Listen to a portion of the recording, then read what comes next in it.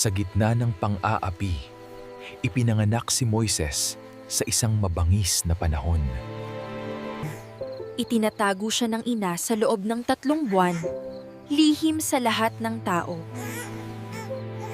Nang di na kayang itago, gumawa siya ng basket na tinakpan ng bitumen.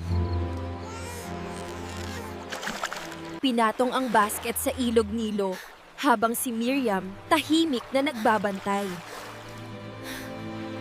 Ang prinsesa ng paraon dumating sa ilog para maligo at nakita ang basket. Nang buksan niya ito, naawa siya sa bata at agad itong kinuha sa kanyang palad. Sa plano ng Diyos, si Jochebed mismo ang nag-alaga kay Moises sa lihim. Lumaki si Moises sa palasyo, pinagkalooban ng karangalan at pribilehi.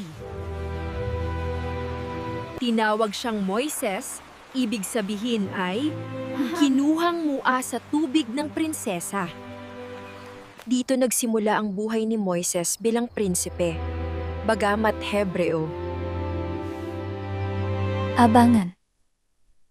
Part